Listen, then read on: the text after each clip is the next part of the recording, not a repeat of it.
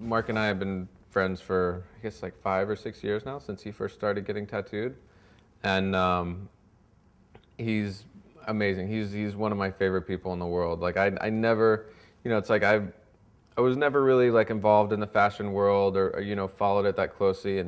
And even like the first time he came to get tattooed, his assistant called and was like, "Oh, Marc Jacobs wants to come and get tattooed." And I was like, "All right, fine, here we go." Like expecting this big like fashion-y entourage to come blazing through the shop. But and then he showed up and he was just like the sweetest, most real, just like humble guy. Like it caught me off guard. And because I never, like he's such a household name. I never expected to like relate to someone, in that position. And just I've had the best time tattooing him. Like I really love his creative process and the way he thinks about things. Like he really is inspiring. Even through my years as a tattoo artist, I've worked with different directors doing like fake tattoos for films and different photo shoots and stuff. And so yeah, it just kind of made sense. Like if we're gonna use tattoos as a motif, like it was fun to kind of deface a bunch of pretty little models and like rough them up a little bit.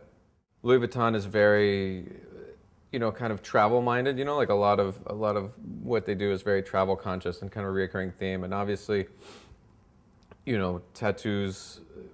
There's a lot of like history with tattoos. With just like sailor culture. Like traveling world. Like it is kind of like, like there's definitely a lot of parallels that I like didn't really occur to me until working with these guys. But yeah, like Paul had a couple ideas for different stories to pursue, design-wise, and we sat down and kind of went back and forth a bunch. But yeah, ended up arriving on like kind of two different main directions. Like one is more kind of like this modern like Asian aesthetic, where and then the other one was kind of this like military like jungle design vocabulary we were working with.